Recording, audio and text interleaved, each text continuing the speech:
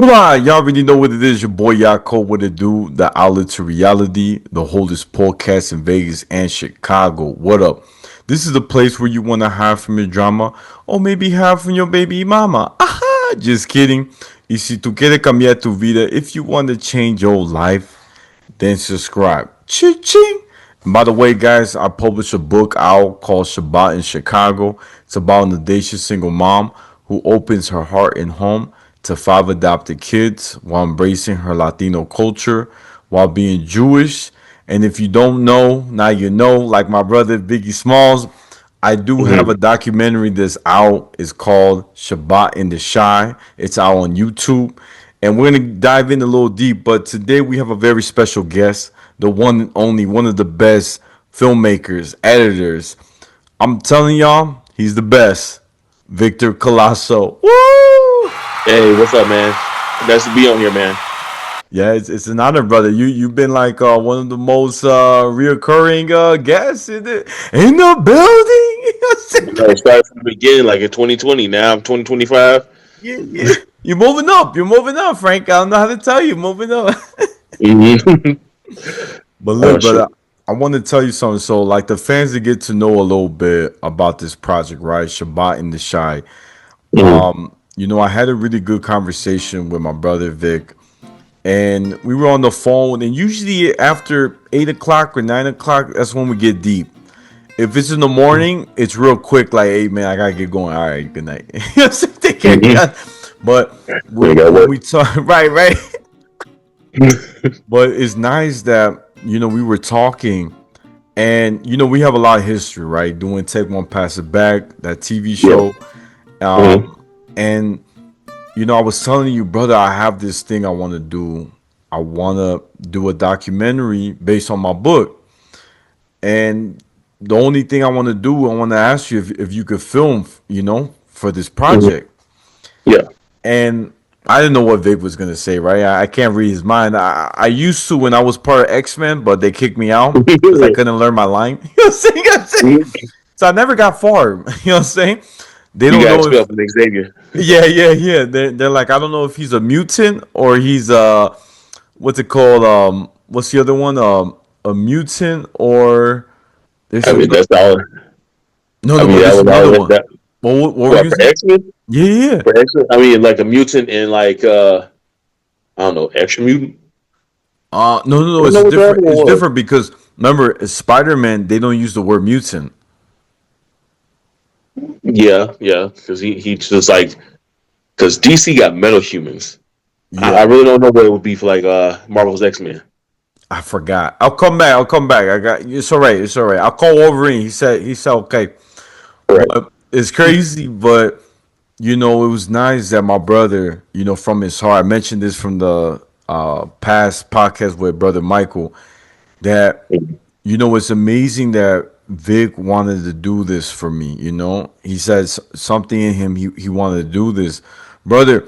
If you could dive a little bit too, behind the scene, because I can't read your mind. I know a little bit because you gave me a little taste. But what was going through your head? Because I know this was a beautiful thing that you want to do this for your heart. If you could share a little bit, Yeah, I mean, well, first of all, I haven't seen you in like so long. It was like physically seeing you since like 2021, and now it's like 2025. So it's been 4 years since we haven't seen each other. And so I was just like, you know what, I want to do, something special. And so I'm just like, I'm willing, to film and everything. But the only thing I just wish that I had was like, my stabilizer.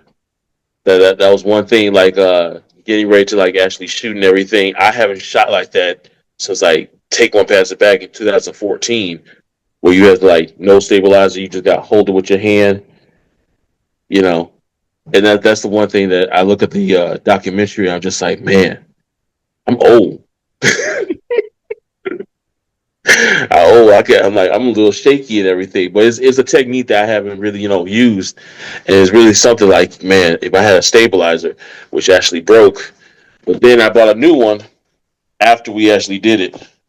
Whoa. This is a brand new, like, it should be. It's like one of the top ones over there. But it's just like, if I only had that, like, just to keep it, like, stable and everything. Because I just felt like shooting the documentary, like it was nice because filming you and Henry, your mom, that was on a tripod and everything, Yeah. and like it was like nice and stable and everything. But everything else, it just felt just a little bit shaky. I just feel like, man, I could do better. Hey man, but I be honest with you, brother. You did amazing still. Like, I gotta be honest because it was a lot of footages. I'll be honest with you. It was a lot of Mhm. footages, and ladies and gentlemen, I don't know if you know this, but Victor's been in my house so many times. Like, like going to college together. He's seen my Shabbats. He's probably been over a dozen. Like I lost Mhm. count, brother. You've been there a lot, and you see my family growing and changing and stuff like that. What was it for you, right? Filming this documentary and experiencing the Shabbat outside the camera. Like what could you remember those nights and seeing that, right? Now that you were able to see it on camera, what did it like anything came to your mind or you can share with us? Are you talking about the times like I've seen it like over the years in college, Yeah. or Yeah. like just Yeah. that document? Well, first of all, one, I mean, I joined the project to really like highlight because first of all, one, you're Latino, and then your faith is Jewish. That's something that like a lot of people don't really actually hear, and I think that was something that's this is something that's really special, and like seeing you actually conduct Shabbat over the years, you always like tell stories. It's a certain way that you guys actually do it and everything, and I haven't seen it in like so many years. So it took me some time to like, oh yeah, I remember that they used to do this, and then you know. I even asked, like, do you guys still like do the bread and the salt and the honey? And it's like, no, no, no, that's something special. But I think that's something that more people need to be aware because most people really don't know. So that was like something new that I've never experienced like in my life, knowing you in college and then seeing it again in 2025. It's just like more people, like it's a faith and it's not just a people. I love it. I love it, brother. Mhm. And tell us too, like when when you were filming, right? Yeah. Any funny moments you remember, like filming, like Henry, my mom, and the family that like I know a lot of stuff happened, First of right? all, Michael will make jokes all the time. That's one thing I can't recall exactly what jokes, but he always would like say something as like to take it like seriously. It's really funny like how Michael would like crack a joke or something, and you know what, that was good because it got everybody to be relaxed. Everybody don't have to be like, oh, the camera's on me. I got to be like uptight or anything like that. You know, it took a while for your mom. She took a long time to like get prepared and everything, and then it's funny because doing take one pass it back, I'm in the director's seat.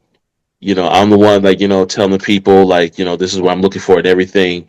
Where you're the director, would you like asking me like what do you think, Vic, like in the camera and stuff like that. And I'm just like just keep it cash. That's my thing. I just like to keep people like just casual and everything. But it was funny that your mom just kept like I think she had like two wardrobe changes, Yeah, and then she yeah. just kept going take after take after take after take. And I was just like, you know what? I'm not editing, so yeah, just keep going. That's on David. That was a good one. That's a good one, brother. And what about you? Like seeing Henry for so long, man. What? How did it feel too? Because you saw Henry and then you saw Jimmy the next day. So how Yeah, did it feel seeing both of them for so long, brother? Like, it's really something like how like time has changed and how they look different. Like Jimmy just it just feels the same.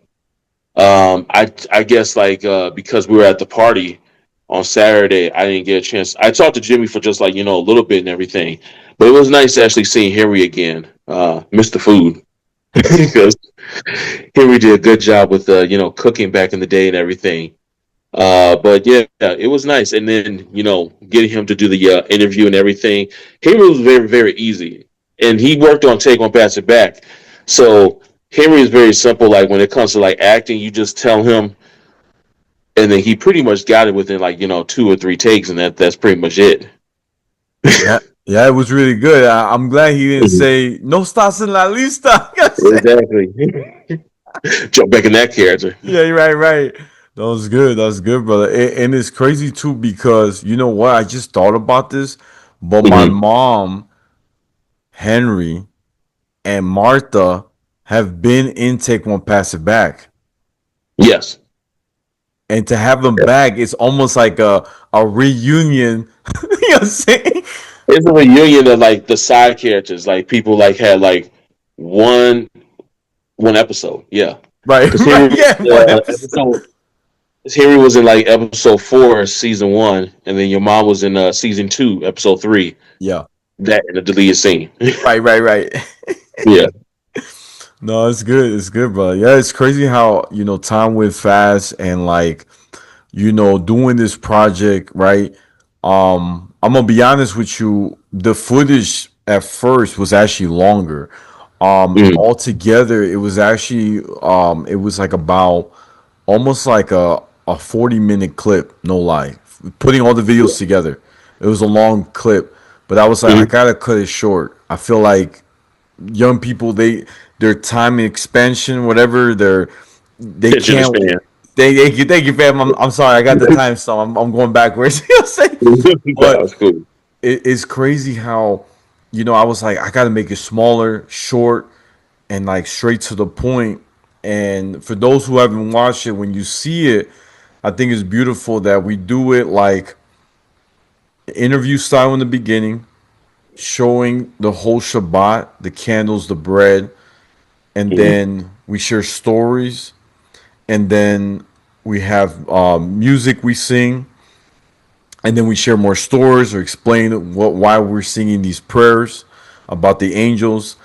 And it was just so beautiful just to see that. It was like a nice, like, this is A, B, and then C. You know what I'm saying? It was very smooth. That's how I visualize it, to be honest.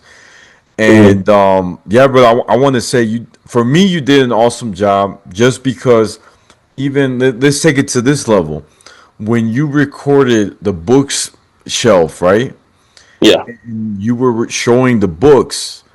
I thought that was nice, and the picture of me and my mom when I was little, and my grandma. So a little Mm-hmm. behind the scene, but the books that Victor was showing, where it says the Midrash, it said in Spanish, Midrash dice, or the Midrash says, those books. I when I have my Tuesday nights here in Vegas, according to Zohar, is the secrets of the Torah. So these books are what build my foundation. That's what my mom basically put in my mind, put in my heart to study, to remember, right? So that Right. was beautiful that you added that. And when you show my mom and I and my grandma, I gotta say something about my grandma. It's so beautiful. So that picture you got with a nice little pan with my grandma that I mentioned the book, she actually did Shabbat with Henry when I went to visit them in Guatemala. So that was beautiful. Oh wow. Didn't So know Henry that. would cook, break it down. He'll cook, Mm-hmm. Yeah. Yeah. and my grandma too, and she would do the candles for Shabbat, and I would just like see my cousin Henry share stories.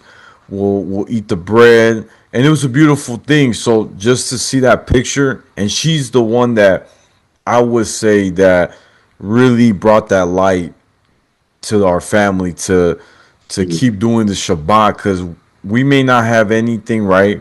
We may not have the nicest new car or the nicest big house, right?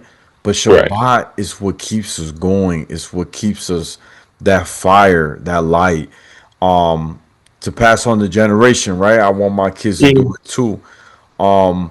But the documentary itself, brother, I want to hear your thoughts too. Like, what did you, looking at it not only as a filmmaker, but seeing it in another lens, when you saw it with your family, right? What Yeah. what what came to your mind when you had those discussions with the family, and like What did you felt the message that I was trying to put out? Well, the whole message felt like it was really about family, about like bringing everybody, together.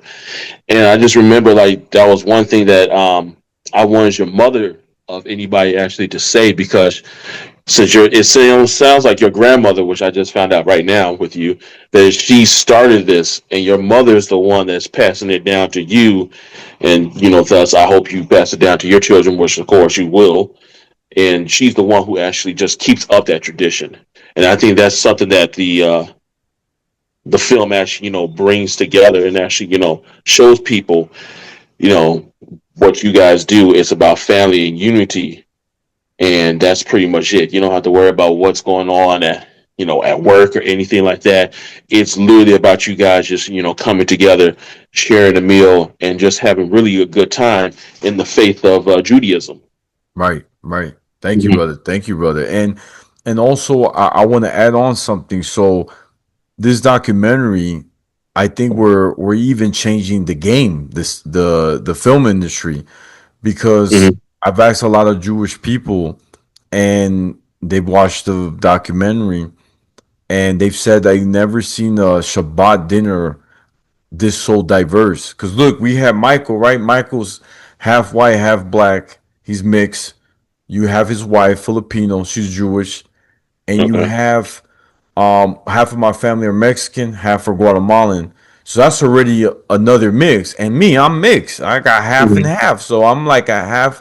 When you get some good coffee, you say you want half and half. You know what I'm saying? Yeah. No sugar, but but I think it's nice because in the film, this is pretty cool. I want to share this. So in the book, right, when I wrote the book, you will Mhm. see I use a lot. It's in English, Hebrew, Spanish, and Yiddish. And in this film, Shabbat and the Shy, I do the same thing. When we're doing the blessing for the candle for the bread, it's in Hebrew. When we're sharing stories, it's in English. And you hear my family talking within each other in Spanish. You can catch it when Vic is moving around the table. And when my aunt didn't understand the question, right? When I was sharing, like, would you eat the cake? What happens Mhm. if your partner brings the cake with baking soda? And she looked at Henry like, what he say? You know what I'm saying? Right. And Yeah. Yeah. Henry had to translate, right? He was Yeah. explaining it. And it was just really nice. So my aunt didn't feel like left out, you know? And when we sang the songs too, the fact that we did it all in Hebrew. And in the beginning, I'm not gonna lie, the first song we got a little nervous, so we Hmm. let Mike's wife sing the most of the song. Cause Yeah. I didn't know the song, so we pull out our phone, and we had to read along, right? But the second song, which was about the angels, that one you can tell my mom was leading that the most. She had her voice was more louder, and she didn't even have the mic. It was actually louder than everyone, and it was nice that that one we didn't need our phone. It was all in sync. I thought that was beautiful. It's like it was building up. Like, all right, guys, that Mhm. was the intro. We're moving up. You know. Yeah. Yeah. So that's my thing. That's my thing, brother. It was like because again, watching you in college, I even mentioned like, are you guys going to do this one song? And you said like, well, no, not on this day or something, because I know your mom sounds really nice when she was singing that song. I don't know what's the name of it or anything, but I just know like when I hear it. But just like you were saying, like she was leading the other song, it was like she felt it, and you could see, well, because that's her home, and you could just feel it, like she's leading the house and everything. And then the other song maybe might be a little bit unfamiliar, but it's still sounding nice. It's still something to behold, because it's something different. Again, being Latino, like you had to translate in English for like people who didn't speak Spanish, and then Stella, your aunt, and then everything's like in Hebrew and everything like that. So it's like a trifecta of different cultures blending together. But like that's one thing where that's something new. Right. Right. Mhm. I like that. I like that, bro. I like where you're going with that. Now, Now, if we have to, because how many in total, brother? How many documentaries have you done? I know you've done a lot. I remember you did one in college a while back. How Well, many? Yeah, right? Or there was a few more before? I mean, I would say officially like three actually, like three Whoa. little documentaries, and then one with Truvine. Yeah, yeah, yeah. That's the one that I That remember. Yeah, one, yeah, I yeah, don't know if that one yeah, was like yeah. it was a documentary. It was kind of, oh man, I remember I had to change the song for one of them. I was disappointed. But I mean, if you count that one, it would be like four because I technically did two this year. I did the one where we, first talked like a couple of months ago about To Be Black. I did that for the Broadview Park District where me and my other friend Marcus Rosales went to New Orleans and we filmed some things like, in live. And we did this documentary and then they posted on their YouTube page, and that was the biggest video that they ever did. It's like over 8,900 views right now. And then of course I did yours and everything, and I wanted to like highlight because I even talked to you, talked to other people about your book, show them it, and then the documentary as well. Just like my friend who's Jewish, but he's also Latino, and it's just like it's just something different. Like you could just see like, huh, never heard of that. And it's really different like how when we first met back in like 2011, was it 2011 Uh, or no, 2012? 2012, 2012, brother. You're going too 2012. ahead, too ahead. Well, no. Well, actually, technically, we met September of 2011, but we officially like got to know each other more in 2012. But the very first time with True Vine was 2011 September. Okay, okay, all right. You got me Yeah, right there, yeah, brother, with see, the right hook, yeah, with the right yeah. hook. You know what I'm saying? But in 2012, that's when I actually started learning more that you were into this faith. Yeah, And I've never experienced somebody who's like, first of all, Jewish, and then to find someone that's like, Latino, like this was like unheard of. And then to experience it, it feels different because it's like, my eyes are open. And then seeing it 2025, where I'm just more like, this is now spreading like more awareness. yeah, yeah. Mhm. I like that. I like that. I gotta say too. Going back when we did the Shabbats at my mom's right in college, I remember we used to have Karim, and he was a Muslim brother. Yeah. He would cook too, and the fact that he would be with us for Shabbat, right? Yes. And he was really cool, and I love that because that shows that my mom, she didn't care what faith you believed in, as Yeah. long as you needed a plate to eat, you're welcome. If you wanted to feel like home, you're at home. And I think that was really nice. And also too, right? Going back to the documentary, right? How a lot of Right. people don't know that Jewish people can be Latino, that could Mm-hmm. be Asian, that could be black. I think what happens is the media likes to put one perspective of one angle, right? Right. They don't want to show that Jewish people come in all shapes and forms. The only time I saw really they show a Latino Jew, he wasn't actually he wasn't Jewish in real life, but in the Mhm. show he plays a Latino Jew. Okay. Actually, it's a quiz. It's from Marvel. Guess what character? Who was that? Oscar Isaac Yes, in yes, from Moonlight. Yeah. Moonlight. Yep. It's kind of funny because I remember you used to actually quiz me and ask me like, "Is this what Is this person Mexican or Guatemalan?" You like test me everything, and so I said that to you, and I said like, "What do you think this guy is?" And you said Guatemalan. I'm like, damn. I didn't even know. Like everybody asked, they didn't even know, and he was Guatemalan, which is kind of funny because he ended up playing Moonlight, which is what you bring up right now. Yeah, yeah. So that was cool when I saw his character, right? Him being Mhm. Guatemalan, wearing the kippah or yarmulke. Yeah. I thought that was so powerful. But the fact that you're not Jewish, Hmm. you know what I'm saying? It's almost like there's a lot of and I have no. I think that's great. I think it's good. Where it's a first start, right? You want to Right. build up. I think that we just need a more representation of Latino Jews show in the media. Like I always tell people, right? Like a lot of people are so, not to get too political, but a lot of the people I've interviewed on the podcast, they happen to be Latino and Jewish, but don't have papers. They don't have, they're undocumented. And the question that people have to ask, right, is that, they talk about how immigrants, right, are criminals, drug dealers, right? Mm-hmm. They showed the negative side, right? That they Right. should all get captured, right? There was Mm-hmm. even a little video they made of putting the Pokemon song in the background. I don't know if you caught it, but they had it where using the same music, trying to catch them all. But it's so messed up, brother, because immigrants, or at the end, they're people. They're not Pokemon or monsters. You know what I'm saying?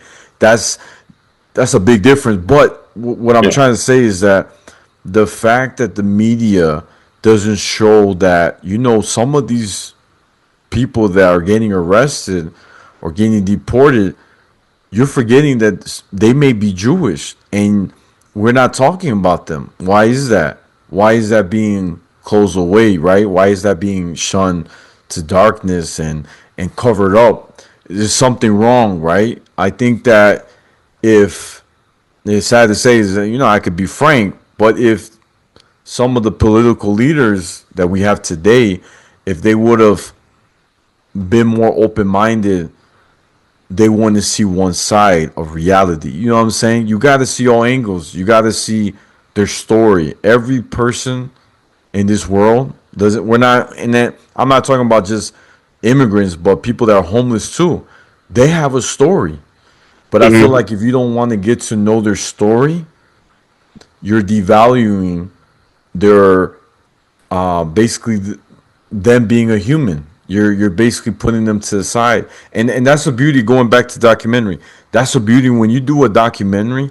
You're Mm-hmm. able to tell stories that people have may never heard of, or give them a different perspective of what you're trying to implement. That's what I'm trying to say. Well, it's values. That's the main like thing. Um, is like what you talked about. Like the media doesn't want to show that side because it's just like if you talk about like somebody's faith or something like that. I think it creates like empathy, and that's the thing about the media is that media loves controversy. They're always going to love controversy. There's the whole gimmick of the media and everything. I mean, let's go to take one pass it back. When we were at Northeastern, a lot of students really thought you guys were the characters. And it's really something that we were like a bunch of pretty much nobodies that got a bunch of people in our school to think like you guys were actually these characters. Now take that to a global level. You're talking about, well, in the media, they always have to like put something negative because it gets people to talk, it gets more eyes and everything. But when you talk about somebody's like faith or something, well, that's causing like empathy, and that kind of conflicts with what the message that they actually want to put out there. That these are immigrants that came across illegally. A lot of them are gangbangers or cartel people. All this, everything, blah blah blah. There are going to be some bad people. All races have bad people. Yeah. Because if you want to point out for like white people, like okay, Italians, you had the mob. For the Irish, they had mobs and stuff like that. But you don't ever hear them talk about like the bad part of them. You always talk about like the good and stuff like that. Or even today with like Republicans Right. Right. and stuff like that. So it's always a narrative that has to be pushed. And so that I think that's one thing that doesn't bring like to light about like it's people's faith because that requires people to like feel something more. If you paint them as like criminals, you can like yeah, it's easy just to round them up because it's just like they shouldn't be here. It's the same thing like when we had so many black people who were shot over the time. Um and they were just like, well, he was a criminal. There was he's a criminal, so what? He's supposed to lose his life? Where's the humanity? Right. So yeah. Ooh, that's deep. I And like I that, think bro. that's Well, yeah, and I think that's the reason why, like with your documentary, Shabbat and the Shy, shows the value of what your family puts and what your mother has instilled in you for all these years. Is is the values and everything, and that's what made you into a good person that you are right now. You Wow. know, and then it even like not only does she put those values in you, but you unintentionally bring those people like around you that also have good values. And so it just, it's like a web that just keeps spreading and everything like that. And that's the one thing that the media can never really put because again, empathy derives from what they actually want, which is just, that whole conflict because that keeps people like keep going and everything. Whoa. So yeah. I love that, bro. That was the nicest thing I heard this week, and I'm be honest. Much love, brother. That means a lot. I really, I thank you for those words, man. Because Mhm. I know it's coming from a good heart, and it means a lot. Because you see me, right? I've Yeah. changed, right? When we were in college, I was very goofy, bro. You already know it. I was so goofy, Oh and yeah. you know what I'm saying? You know what I'm saying? And like now I'm getting older, right? It's like Yeah. I'm learning too to not take everything so don't laugh about everything, right? There's Right. sometimes I gotta, be serious. Sometimes I gotta laugh. I think Mhm. that's through time, that's through maturity, right? I want to say. Yes. And you've seen it. You've seen it too. Like you've seen me how like damn Dave, I knew if I would have said this, Dave would have started laughing, but good thing Dave ain't laughing, you know what I'm saying, at this part. Right. Uh But yeah, brother, I want to thank you, man. Looks like Zoom about to kick us out. But Okay. just to wrap it up, guys, this is the Outlet to Reality, the oldest podcast in Vegas and Chicago every Tuesday. Don't forget to like, share, comment, and subscribe. Ching ching. Y'all know where to find me. I'm on Instagram, YouTube, Spotify, the Outlet to Reality. And brother Vic, I'm happy you on the show. Thank you again. And where can my fans find you? You can find me on Instagram on dollar sign colossal 76. That's where.